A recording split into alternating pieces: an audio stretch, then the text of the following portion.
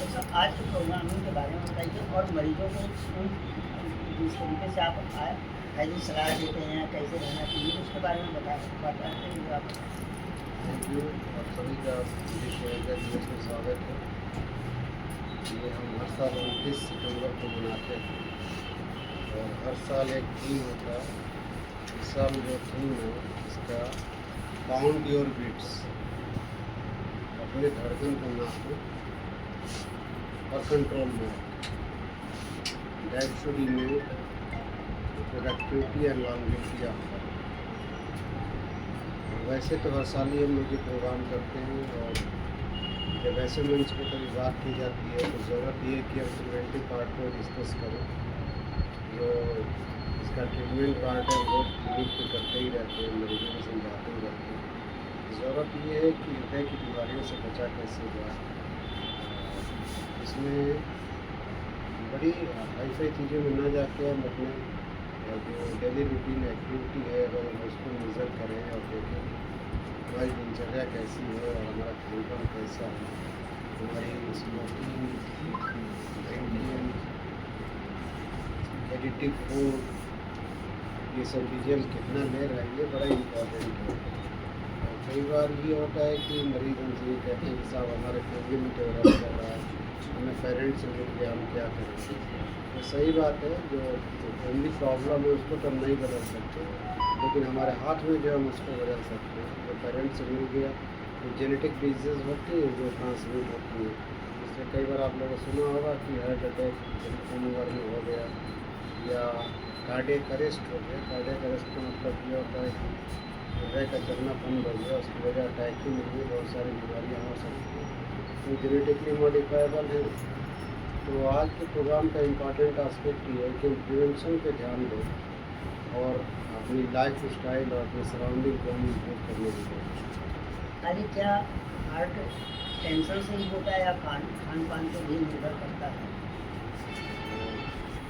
ये multi factorial है, एक चीज़ पे डिपेंड नहीं करता। जब किसी चीज़ को हम बदलने की कोशिश करते हैं सबको मिलकर बदलना पड़ता है। ऐसे हार्ट की बीमारियों के बारे में तो जो मॉडिफाइबल रिस्क फैक्टर रहते हैं उसमें से होता है। हम अपने मरीजों को भी जो समझाते हैं लाइफ स्टाइल मॉडिफिकेशन तो क्या कहते हैं, हम अपना वज़न कम करो, अपनी दिवाली की शक्ल बदलो, कहते हैं गरीबों वाला खाना खाओ, रात का खाना जल्दी खाओ, योगा प्राणायाम एक्सरसाइज करो। एक ये पार्ट हो गया। दूसरा पार्ट ये हो गया जो नफासत वाली ज़िंदगी है, हम स्मोक करेंगे, अल्कोहल लेंगे, लेट नाइट मंचिंग करेंगे।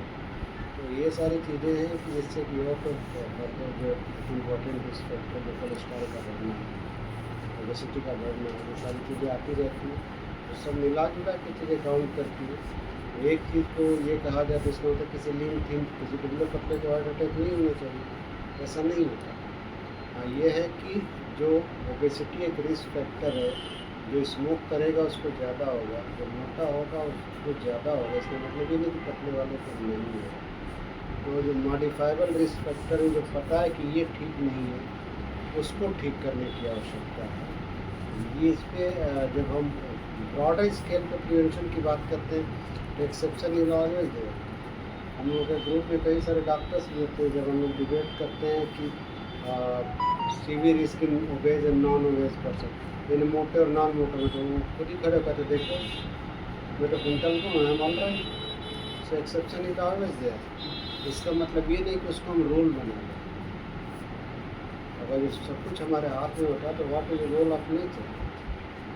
किसी छोटे बच्चे के हार्ट में छेद क्यों होता है, इसके date is decided by destiny. तो मेरा ये कहना है कि नॉन फैक्टर है, पता है कि हमारे लिए गलत है, उसको मॉडिफाई करने की आवश्यकता है। इसमें खान पान रहन सहन होने की आवश्यकता क्या डॉक्टर साहब की कोरोना काल के पहले ज़्यादा हार्ट के पेशेंट थे या कोरोना काल के बाद ज़्यादा हार्ट के पेशेंट थे? इसके बारे में बड़ी जानकारी है। ये बड़ा बर्निंग सवाल है, ये हमारे मीडिया और सही हमारा था इसमें नजर रखने के लिए। कोरोना के बाद जब कोरोना हुआ तो इसके जो कॉम्प्लिकेशन था thromboembolic complication, hypercoagulable state, यानी कि खून की गाढ़ा होने की क्षमता पहुँच जाती थी और क्लॉटिंग की संभावना बढ़ जा रही है। इसीलिए कोरोना के मरीजों को, जो मरीज भर्ती होते थे, जो सीरियस होते थे, उनको हमारे ये स्टाफ खड़े हैं, सभी को पता है, हम उनको कैविगेट्रॉन, रिवरक्सावैन, अपिक्सावैन लिखते थे एज एंटीकोगुलेंट। कोरोना से क्या लेना है ना, इसलिए कि कोआगुलेशन की टेंडेंसी जो बढ़ी हुई कम हो जाए। स्टेटिन लिखते थे कि इन्फ्लेमेशन कम हो जाए। तो कोरोना के बाद वैस्कुलर प्रॉब्लम बढ़ी, थ्रोम्बोएम्बोलिक कॉम्प्लिकेशन बढ़े, नो डाउट अबाउट इट। लेकिन फिर मैं थोड़ी सी चीज़ों को बैक में ले जाऊंगा कि हमारी यंग जनरेशन कोरोना कह के और मज़े मारने लगते कि मुझे कोरोना वैक्सीन लगी थी इसलिए तो हो गया साहब, और हम मनमाना खींच रहे हैं। तो ऐसा देखने में आया, और ये तो कई बार ये क्वेश्चन आता है वैक्सीन से रिलेटेड, तो ऐसा कोई डॉक्यूमेंटेड हमारे पास तो नहीं है। हार्ट रेट वगैरह बढ़ना और थोड़ी टैकीकार्डिया होना नोटेड है, लेकिन कोरोना अपने में हाइपर कोआगुलेबल स्टेट क्रिएट कर रहा था। हाइपर कोआगुलेबल में खून का थक्का बढ़ने की प्रवृत्ति बढ़ जाना। अब वो हार्ट की नसों में जाएगा तो हार्ट अटैक करेगा, ब्रेन में जाएगा तो सीवियर करेगा, किडनी में जाएगा तो किडनी की प्रॉब्लम क्रिएट करेगा। तो कोरोना के बाद ये समस्याएं बढ़ गई थी और उसके डिलेड कॉन्सिक्वेंसेस अभी आते हैं।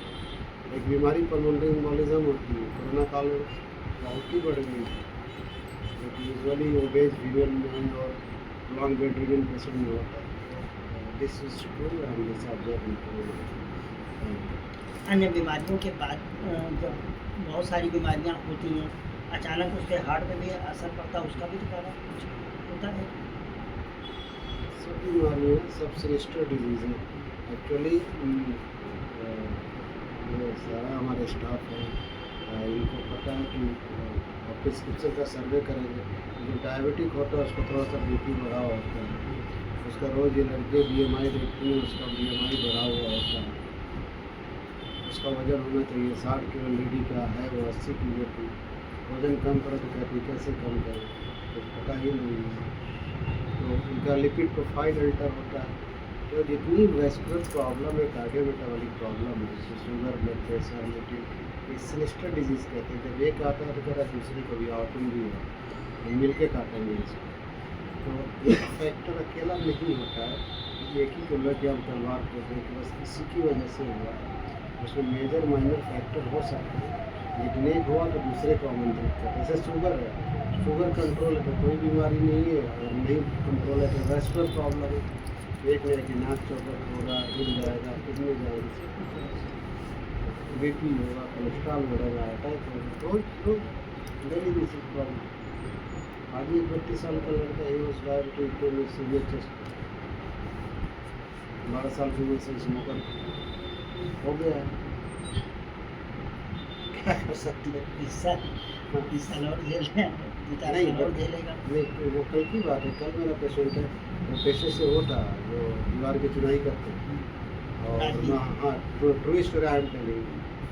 क्यों सादी वो स्कूल को लोडिंग खिलाया था, और हाँ, राजगीर का ये पंपिंग उसी कम हो गया, 30-35 हो गई थी, मेजर आर्टरी ब्लॉक थी, और उसके सामने समस्या थी कि अर्जेंट एंजियोप्लास्टी में हो तो वो जाएगा, उसका खानदान जाएगा, और अगर उसके पास आदरणीय मोदी जी वाला कार्ड न हो जो बनवाते हैं, तो भी सरकारी में 75,000 रुपये लगते हैं।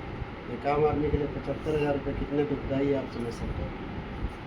अगर कार्ड है तो अब तो उसका भला हो जाएगा, उसका काम हो जाएगा। तो ये सारी समस्याएं हैं और डेली इनकाउंटेबल प्रॉब्लम है जो कि मीडिया के माध्यम से डॉक्टर साहब एक जानकारी दीजिए जो उन मरीजों को, और जो स्वस्थ हैं जिनको कभी कुछ अभी इससे बनी हैं, वो कैसे हो सकते हैं। हमारी मीडिया के माध्यम से संदेश दीजिए जनता। मैं सभी को यही कहना चाहूँगा, और मैं अपने लिए भी यही कहना चाहूँगा कि हम ठीक और बेठीक अपरेंट नहीं हैं। हम हर चीज़ को जानते नहीं कि शरीर में क्या चल रहा है। तो जो जानते हैं कि ये ठीक है, उस ठीक काम को किया जाए, और जानते हैं कि ये गलत है तो उसको गलत माना है। ये नहीं हो सकता कि हम सुबह शाम तक सिगरेट खींचें और बेटे से कहें कि तुम आदर्श बालक हो। तो मीडिया के माध्यम से ही मैं कहना चाहूँगा कि जो पेरेंट्स या हम सराउंडिंग को बदलने से पहले हम अपने आप को बदलें, ये इम्पॉर्टेंट है। और वो जो कहिए तो गुरुनाम की शेर से मैं अपनी बात को ख़त्म करता हूँ। ये वसीम बरेलवी साहब की, कुछ नहीं होगा अंधेरों को बुरा कहने से, अपने हिस्से का दिया खुद ही जलाना होगा।